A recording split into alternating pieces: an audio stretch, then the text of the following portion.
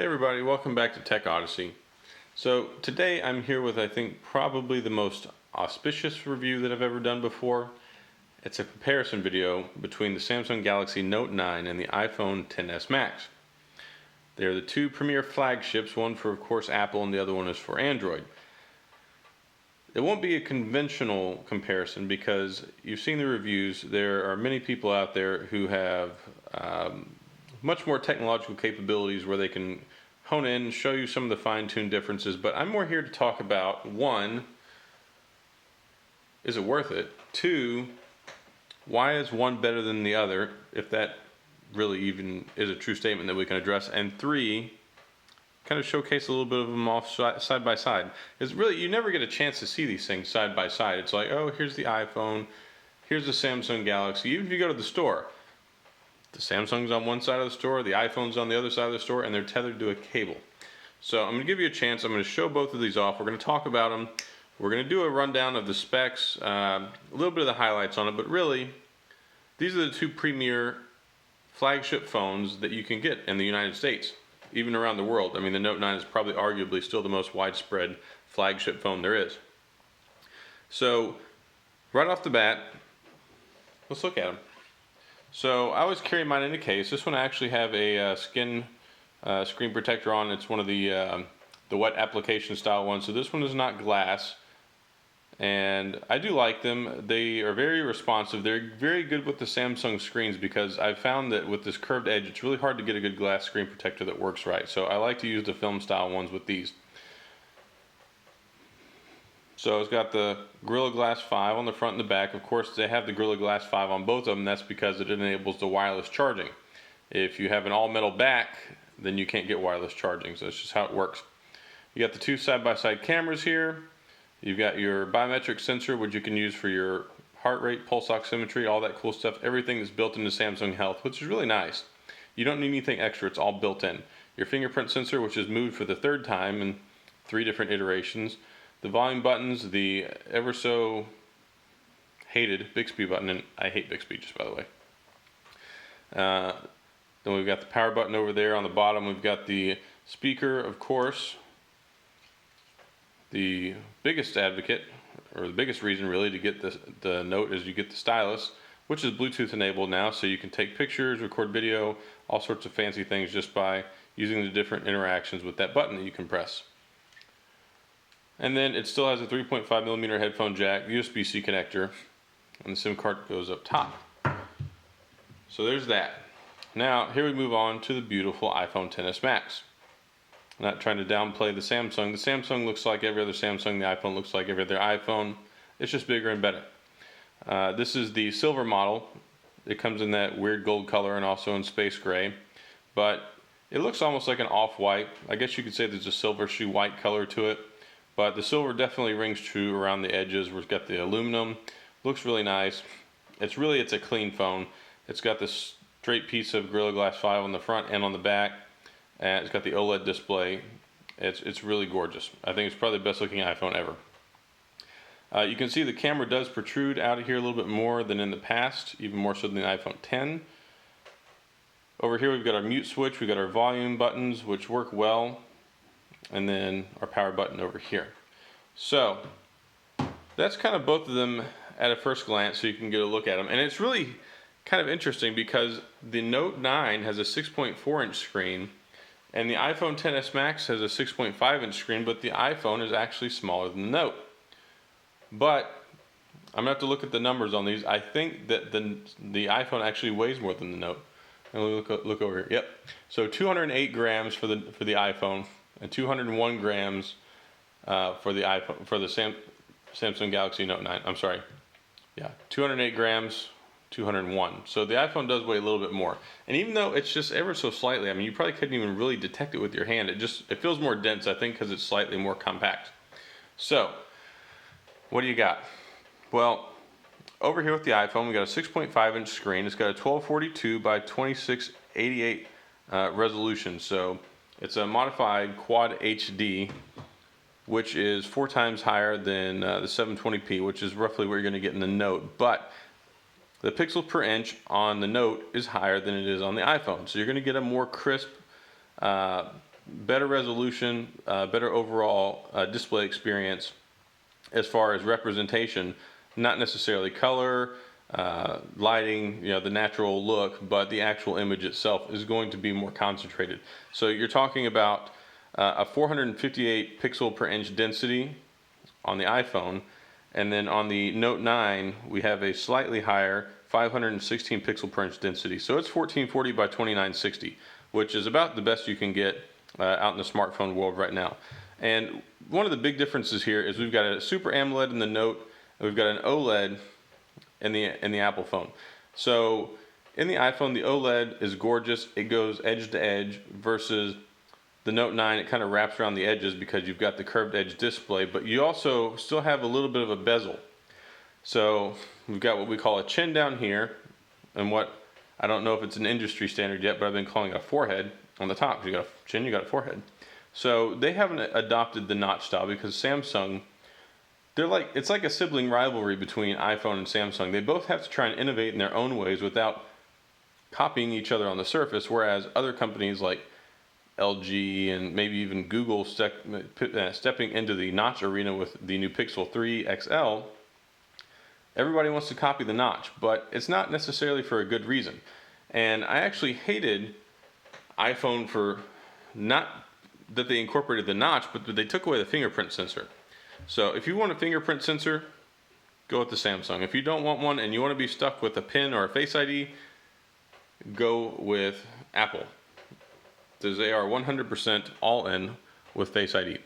So both cameras, both phones have a 12 megapixel camera. They're almost identical. So I'll talk about that here in a minute. But the Note 8, you can get a 6 gig of RAM variant, or you get an 8 gig RAM variant. The 6 gig RAM variant is the normal one that's $9.99, and if you want to pay, I believe it's, I'm having to do this from memory, so much of this from memory, $12.49 I believe for the 512 model, which is a lot of money, and I may even be telling you wrong, so don't quote me on that price. I remember it's expensive. I think it was $12.49 though. And they also bumped it up, so you got the 8 gigs of RAM and the 512 gigabytes of storage, but you also have an SD card. So I really am not an advocate for paying all that extra money for that space when you can get an SD card for so cheap nowadays. So the Note has a 4,000 milliamp battery versus the iPhone has a 3,174 milliamp battery. But don't pay attention to the numbers there, because it's all about, not the Benjamins, it's all about the milliamp hours and how they're used. So the iPhone, I have found, is actually very competitive, and I'm surprised because you're talking about, it's the largest battery an iPhone has ever had, but it's still under 3,200 milliamps. You get 4,000 with the Note, but the iPhone, I have found, I don't know if it's because of the A12 Bionic processor and the way it does low power consumption for multitasking, and low processing features like just keeping the screen on and browsing. You're not using a lot of processor power.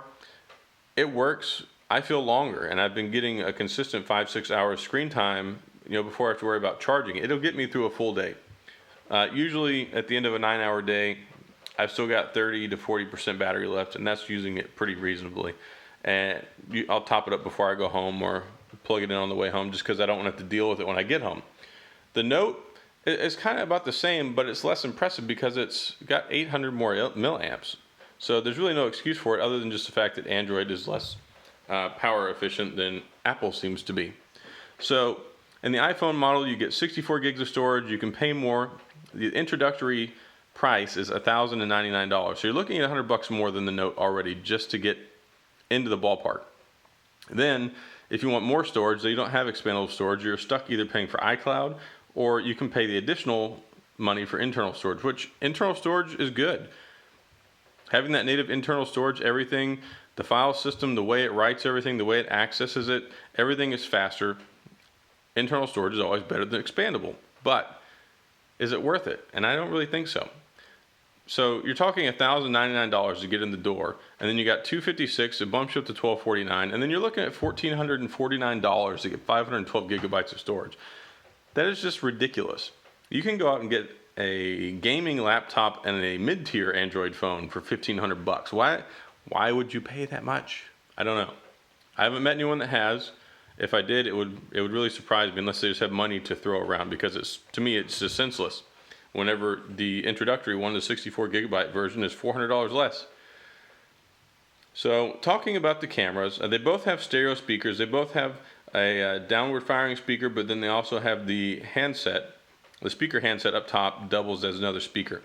So the sound on them is very good. They both have IP68 water and dust resistance, and they both have dual rear cameras, which are both 12 megapixels. Now, and they're almost identical though. So let me tell you about this.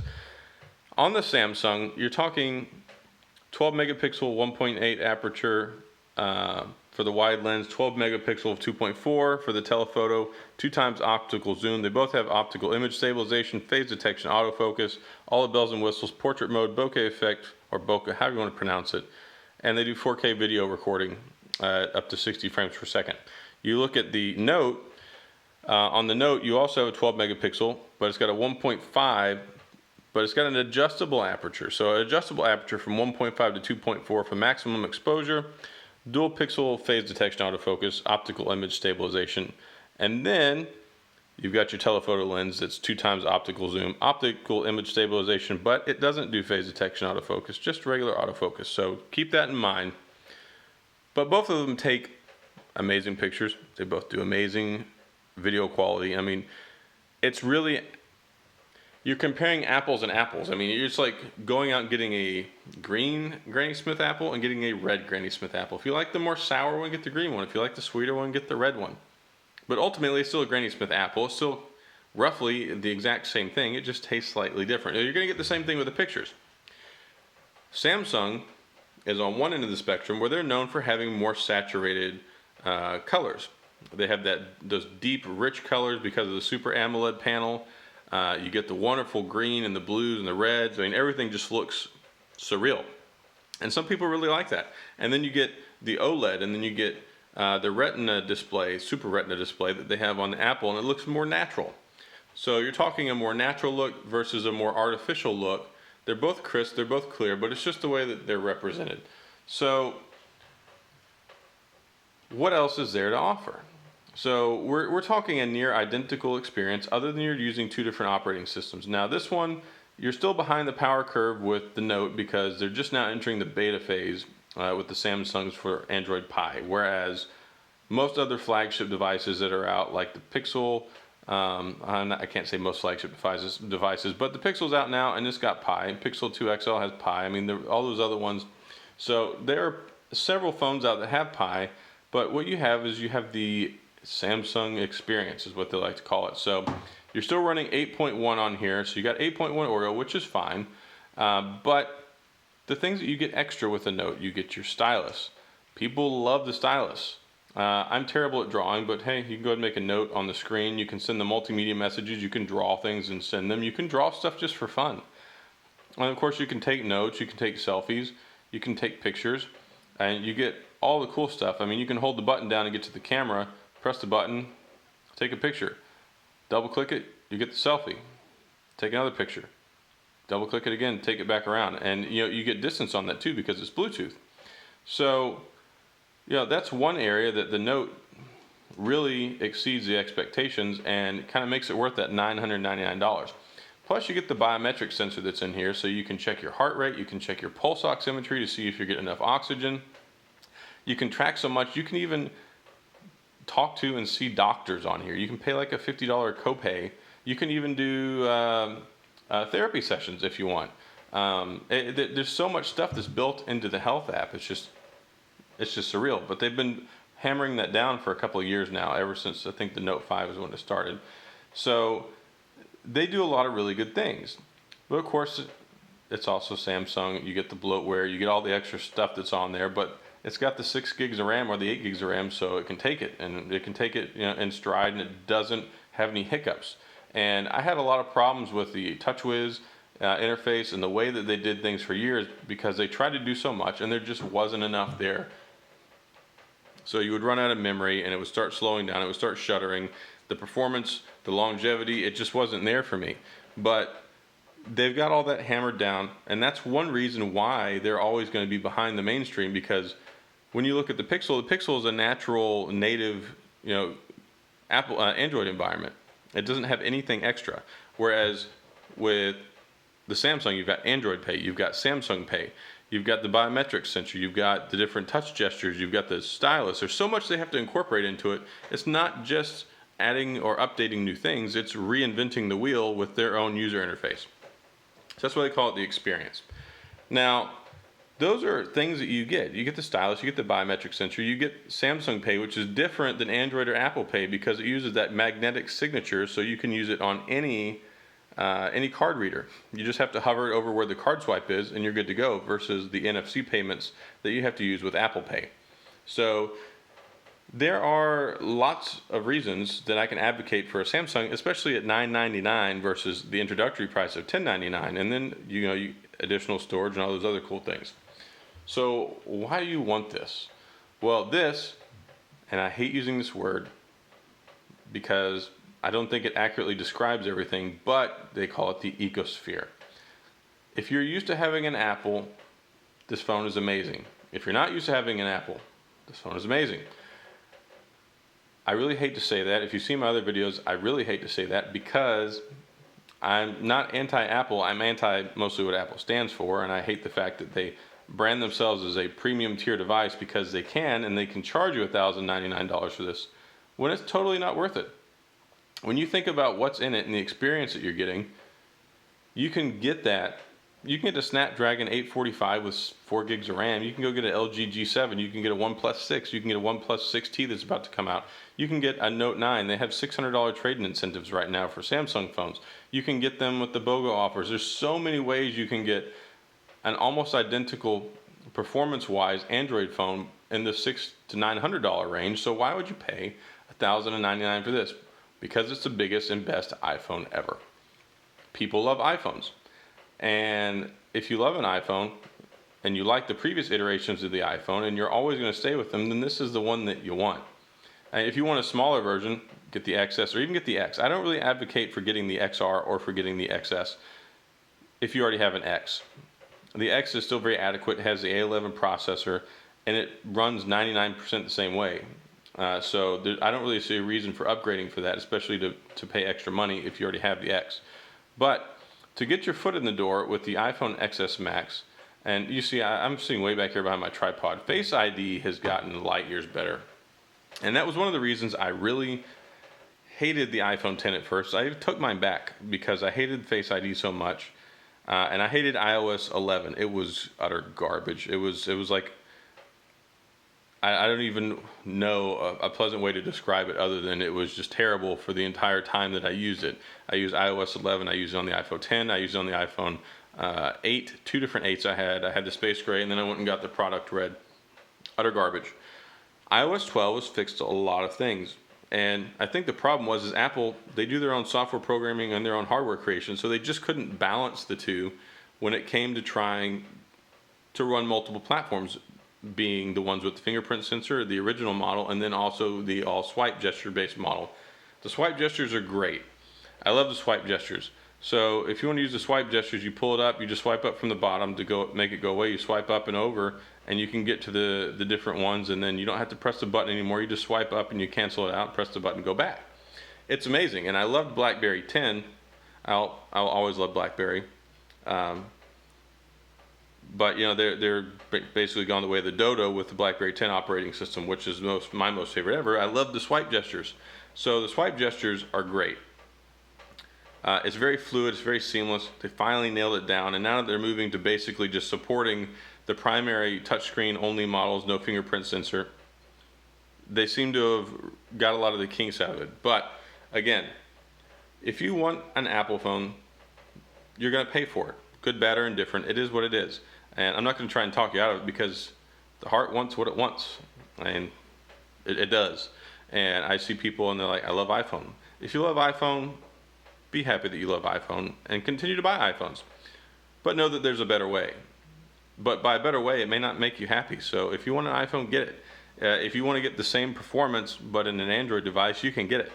Both of these, you can find devices that do 99% of everything that they do in the $500 and $600 price category, especially if you go look in the resale market or you look in the recertified refurbished. So, all right, so I've covered ad nauseum pretty much everything that there is to discuss regarding the hardware, regarding the interface. I mean, this is Android, this is Apple. It is what you get. If you have questions and you want to see me dive more into each individual phone, then I'll certainly do that. But we're talking mostly conceptually. We're doing a comparison. We're talking $999, $1,099 just to get your foot in the door. And if you were to ask me, do I recommend anyone buy them? I absolutely say no, I don't, because there's so many other things you can get that are cheaper. But if it's what you want, then these are the best that you're going to get in their respective categories. And I think that really the Note 9 has a leg up for what you're getting. Not that it's a better phone, but when you're talking about value for what you're paying, you're talking about a $999 phone, but you're also getting a stylus, you're getting the health features, you're getting the biometric sensor, you're getting so much that's in there. Versus the iPhone XS Max is the exact same thing as the iPhone X. It's just a little bit bigger. And it has a larger screen. They went from a 5.8 to a 6.5. Even the iPhone XS is still going to have that 5.8 inch screen. So I don't really think that there's anything earth-shattering between the iPhone X, the iPhone XS, and the iPhone XS Max, other than the screen size. So in that regard, I don't think it's worth it. But I would be remiss if I didn't say that I absolutely love it. And the keyboard, iMessage, all of that stuff that draws you in and makes you love iPhones so much is there, and it's the best that it's ever been. So if you want some reassurance that this is an amazing phone, it's an amazing phone. If you want some validation for the Note 9 is an amazing phone, the Note 9 is an amazing phone. They're both completely amazing. I love both of them. But I just can't say, okay, go buy it. Yeah, go spend $1,000 on a phone, because you can get a very, very, very good phone for much less. So from a price, from a price and cost perspective and the value that you get, it's just not there, because we're talking about $1,000, $1,500 phones now, which is asinine. But they are good, and they're the best in their respective categories. So really,